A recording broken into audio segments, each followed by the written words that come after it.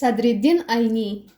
Сардафтари адабиёти шӯравии тоҷик устод Садриддин Саидмуродзода Айнӣ 15 апрели соли 1878 дар деҳаи Соктарии Тумани Ғиҷдувони Хонигарии Бухоро таваллуд ёфта, айёми бачагиашро дар миёни аҳли заҳмат сипарӣ намудааст. ҳикояту афсонаҳои аҷоибу ғароиб, суруду таронаҳои дилнишин ва латифаю зарбулмасалҳои пурҳикмате, ки аз одамони хуштабъу закковатманд мешунавид, ӯро ба олами сеҳрангези эҷодиёти бадеии халқ ворид намуданд. ҳангоми мактабхонӣ ба намунаҳои ғазалиёти Ҳофиз, Соиб, Бедил ва дигар устодони шеъри классикии форсии тоҷикӣ шиносоӣ пайдо кардааст. аз сабақҳои пандомӯзи падараш Саидмурод Хоҷа, ки марде маърифатдӯсту мухлиси адабиёт будааст, баҳраҳо бардошта, дар дил нисбат ба илму дониш ва шеъру шоирӣ муҳаббати сӯзоне парваридааст. баъди вафоти падару модар ба сахтию маҳрумиятҳои бардавоми зиндагӣ нигоҳ накарда, соли 1890 бо нияти таҳсил Бухоро омада, дар ибтидо бо сабаби муҳтоҷию тангдастӣ маҷбур шудааст, ки хидмати ҳуҷрадорони мадраса ва мулобачаҳои давлатмандро адо ва танҳо дар лаҳзаҳои фароғат дарсхонӣ кунад. муҳити илмию адабии Бухоро алоқа пайдо кардан ба зиёиёни равшанзамир ва махсусан шиносо шудан ба ақидаҳои маърифатомӯзи Аҳмади Дониш дар инкишофи фикрии ӯ таъсири муфиде гузоштанд. баъди хатми мадраса фаъолияти адабию ҷамъиятии худро ба ҷараёни маорифпарварӣ марбут сохта, дар таъсиси мактабҳои усули нав ва ислоҳ таълиму тадрис ширкат варзидааст. албатта иқдомоти ӯ дар асари алоқамандӣ бо ҳаракати ислоҳталабонаи ҷадидӣ аз бархе камбуду нақси ғоявӣ холӣ набуданд. аммо бо вуҷуди ин, дар ҳамон шароити истибдоду таассуби шадиди динӣ, чунин рафтору амал хилофи тартиботу низоми аморат ба шумор мерафт ва ҳиммату ҷасорати хосеро талаб мекард. дар давраи ҷанги якуми ҷаҳон таъқиботи ҳукумати амирӣ қувват гирифта, бисёр одамони тараққихоҳ аз Бухоро фирор карданд. устод Айнӣ ҳам ба Қизилтеппа рафта, чанде дар заводи пахта кор кардааст. сипас ҷонибҳои Қаршию Самарқанд ва Хуҷанду Фарғона сафар карда, дар ҳама ҷо манзараҳои мудҳиши зулму истисмор ва ҳоли фаҷеъу риққатовари коргарону деҳқононро мушоҳида карда, нафраташ нисбат ба сохти феодалии мавҷуда боз ҳам афзунтар гардидааст. баъди баргашт ба Бухоро дигар ба тарғиби мактабу маориф маҳдуд нашуда, беш аз пеш ба масъалаҳои сиёсӣ дахолат намудааст. моҳи апрели соли 1917 рӯзҳои ҳуҷуми қувваҳои иртиҷоӣ аз тарафи одамони амир дастгир ва бо 75 дарра муҷозот шудааст. ҷисми беҷонашро дар ҳоли абгорӣ аскарони рус аз зиндон халос карда ба Когон оварданд. қариб 2 моҳ дар беморхона табобат ёфта, 3 июни ҳамон сол ба Самарқанд рафта, шаҳри номиро иқоматгоҳи доимӣ қарор додааст. соли 1918 амири Бухоро бар қасди ӯ бародари хурдиашро ба қатл расондааст. инқилоби октябрро бо хушнудӣ пазируфта, аз аввал ба хидмати он камар бастааст ва дар сохтмони ҳаёти нави социалистӣ фаъолона ширкат варзидааст. аз соли 1918 дар системаи маорифи халқ ва нахустин матбуоти инқилобии тоҷику узбек кор кардааст. баъд аз таъсиси ҷумҳурии халқии шӯравии Бухоро муддате дар консулхона, сипас дар идораи тиҷоратии он хидмат кардааст. аз соли 1926 дар нашриёти давлатии Тоҷикистон вазифаҳои мушовир ва муҳаррири адабиро ба ҷой овардааст. соли 1934 дар анҷумани якуми умумии иттифоқии нависандагони шӯравӣ ширкат варзида, узви раёсати иттифоқи нависандагон интихоб шудааст. соли 1940 сазовори унвони фахрии ходими хидматнишондодаи илмии Республикаи Советии Социалистии Тоҷикистон ва соли 1943, шоистаи унвони ифтихории ходими хидматнишондодаи илмии Республикаи Советии Социалистии Ӯзбекистон гардонида шудааст. соли 1940 сазовори унвони фахрии ходими хидматнишондодаи илми Республикаи Советии Социалистии Тоҷикистон ва соли 1943 шоистаи унвони ифтихории ходими хидматнишондодаи илми Республикаи Советии Социалистии Ӯзбекистон гардонида шудааст. соли 1943 ба узвияти фахрии Академияи илмҳои Республикаи Советии Социалистии Ӯзбекистон пазируфта шуда, соли 1948 шӯрои илмии Университети давлатии Ленинград ӯро сазовори унвони баланди илмии доктори илми филология донистааст. соли 1951 академик ва аввалин президенти Академияи илмҳои Республикаи Советии Социалистии Тоҷикистон интихоб гардидааст. осори адабии ӯ дар қолаби назму наср офарида шудаанд. нахустин ашъорашро ҳанӯз дар овони таҳсили мадраса таҳти тахаллусоти муҳтоҷӣ, ҷунунӣ ва сифлӣ ба қалам овардааст. аз соли 1895 тахаллуси айниро қабул ва бо ҳамин ном шӯҳрати ҷаҳонӣ пайдо кардааст. шеърҳои даврони мадрасаи ӯ дар пайравии шоирони гузаштаву муосираш эҷод шуда, бештар ба кайфияту ҳолати зиндагонии давраи таҳсилаш алоқаманд буданд. чанде аз ин қабил шеърҳояш ба тазкираву ҷунгу ба ёдҳои ҳамон замон дохил шуданд. баъдтар дар ҷараёни фаъолияти маърифатпарварӣ шеърҳои тарбиявӣ гуфтааст. китоби дарсии таҳзибуссибён, китоби дарсии тазҳибуссибён ва манзумаи тамсилии Кирмаку Парвона моҳияти тарбиявию ахлоқӣ ва иҷтимоӣ дошта, аз беҳтарин офаридаҳои пеш аз инқилобии ӯ ба шумор мераванд.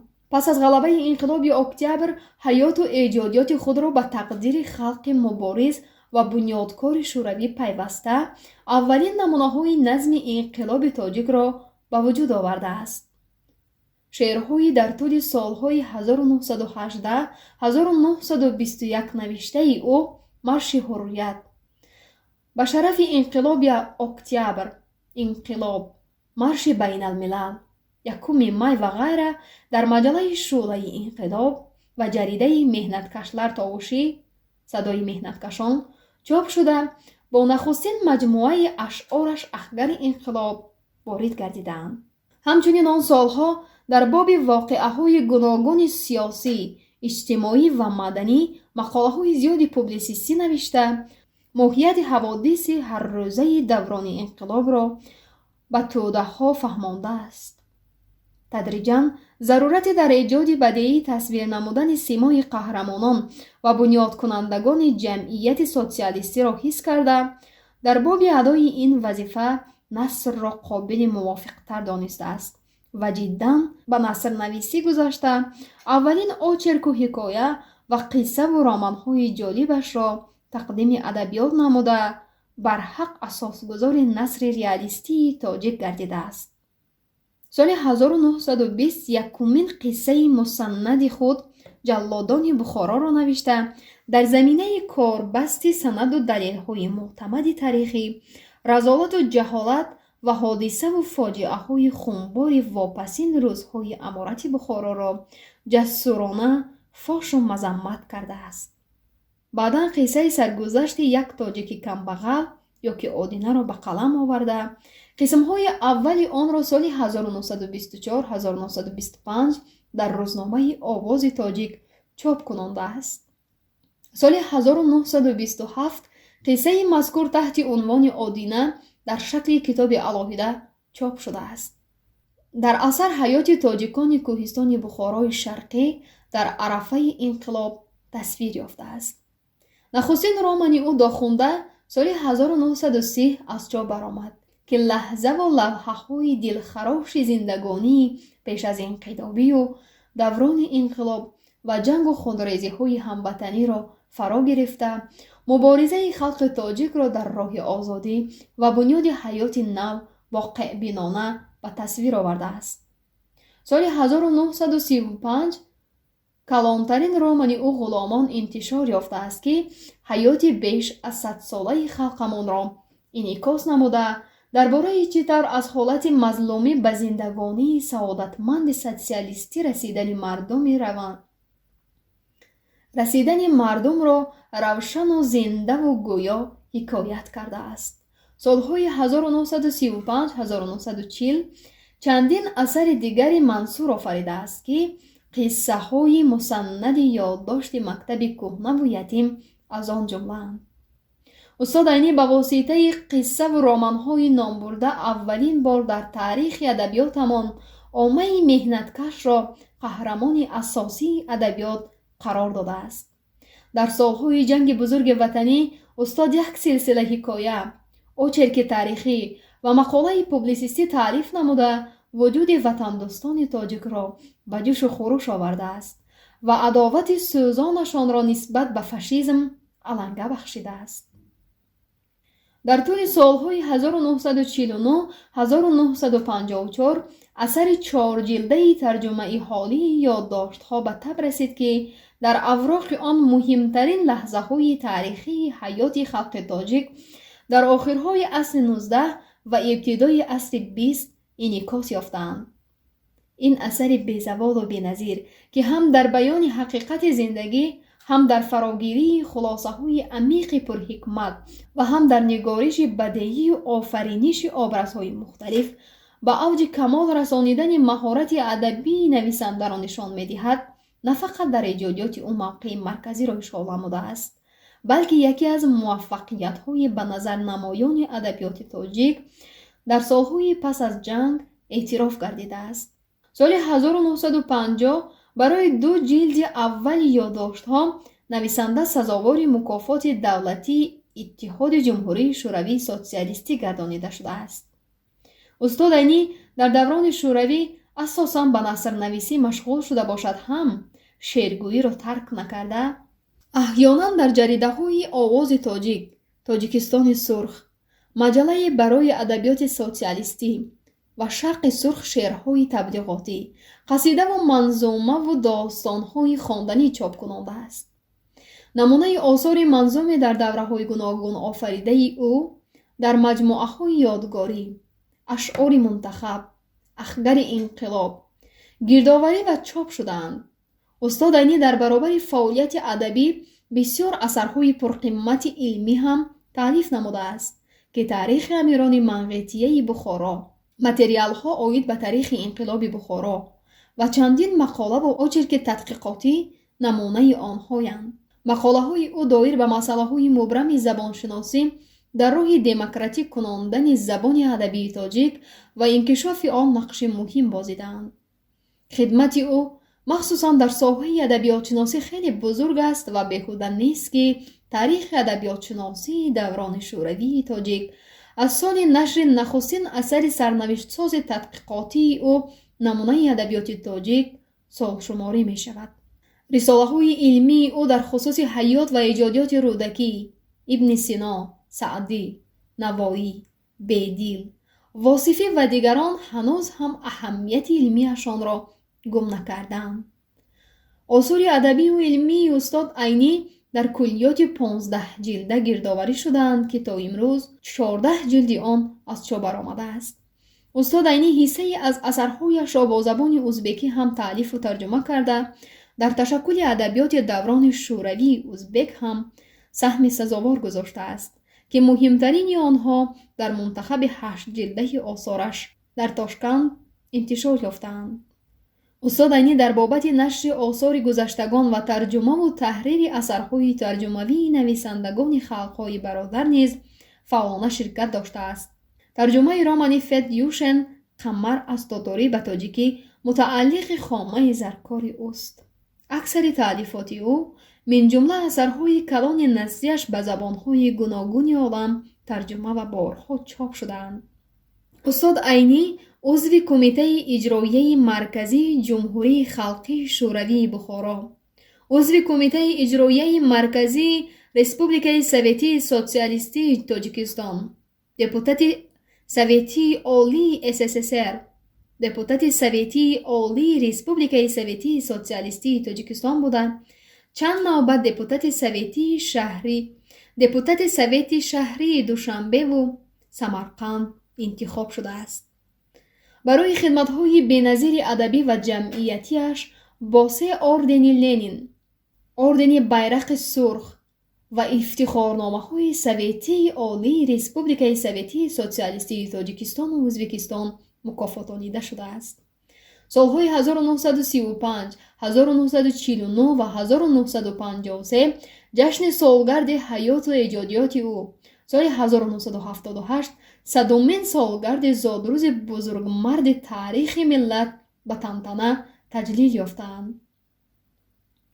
аз соли 1958 ҳамасола дар рӯзи таваллуди нависанда маҷлиси илмии солонаи айнӣ барпо гардида, маводи он дар маҷмӯаи махсуси ҷашнномаи айнӣ нашр мешавад.